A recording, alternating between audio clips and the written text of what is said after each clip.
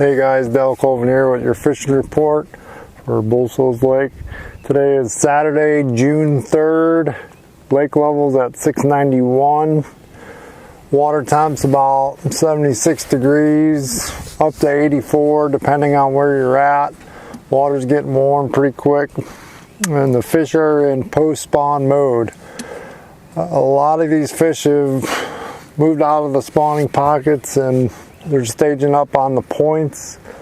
Down by the dam, the water is really clear. Even in the creeks, the water's gotten pretty clear. So that shallow bite's gotten a little challenging unless you got wind or some dirty water. Some of those creeks that there's no flow in, the fishing's really slow back in there, guys. You want to avoid those if you can. The water level's coming down. As the water temp keeps coming up, those fish are going to start moving out a little bit deeper. A lot of the offshore stuff is starting to pick up a little bit. Most guys I see they're on top of the fishing on top of the fish. The boat's on top of the fish. What you want to do is get in that old shoreline. Keep your boat on that old shoreline anywhere in that 25-30 foot and cast in. On any given day, you can throw Carolina rig, you could throw a Ned rig, tubes are working. Guys like to throw the tubes quite a bit. For me, I like to drag a jig through the old brush. Not necessarily dragging it, I'm kind of hopping it along. Keeping it tight the whole time, and today a couple of the fish wanted it where you're stroking the jig. There's a ton of them little crawdads in there now, so they're eating on them. You can catch a few, you'd be spitting them up, and they're green pumpkin with orange is the best color that I've seen to match. I'm using a half-ounce jig with a pack of craw. You can use whatever one you want. Highlight it with orange if you got a marker. The topwater bite seems like the creeks that do have a little bit of flow, if you go to the back, not all the way to the back, there's a bunch of shad in there still, so you can pick up a few fish throwing whopper plopper. Whopper plopper's working. You can throw a buzz bait. You can catch a few on a buzz bait. The conditions have to be right for it, guys. If it's bright and sunny, flat, I probably wouldn't go to the back and start power fishing. Also, throwing the walk the dog style baits. Those are catching some fish right now, and that's conditional also. If you see them popping, it's, from here on out, guys, if you're fishing, have a topwater.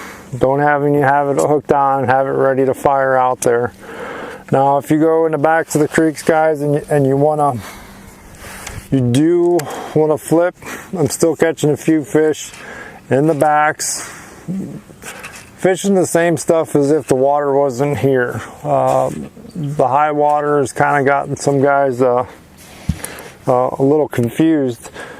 They're going to do the same thing. They're going to be close to the points that have the roll off that lead out into the deep water. You can go up and flip the trees, guys. If you can get up close to the shoreline on those steeper banks, those fish are there on those channel swing banks. If it gets really, really windy and you've got some clouds, the spinnerbait bite is still working. The biggest thing, guys, is to fish the conditions, and if you get on a pattern right now, you can figure them out pretty good. If it lays real flat for you guys, it seems like those hot days where it lays flat, you're gonna have to back out some of the main lake stuff, the secondary points, catching a few on a drop shot. The drop shot with the shad pattern or a worm's working also. Anywhere in that 30 to 40 feet seems to be holding those fish when the sun pops up and it's nice and calm and flat and hot. Now, the square bill on the back, I'm catching a few on a square bill, and that's, you know, that's something I use to cover water. This one's a Lucky Craft. It's a 1.5.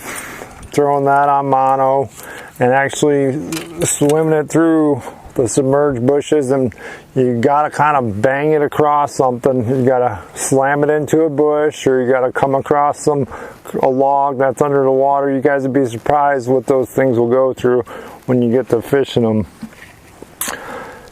If I find an area closer to the main lake and I'm catching smallmouth,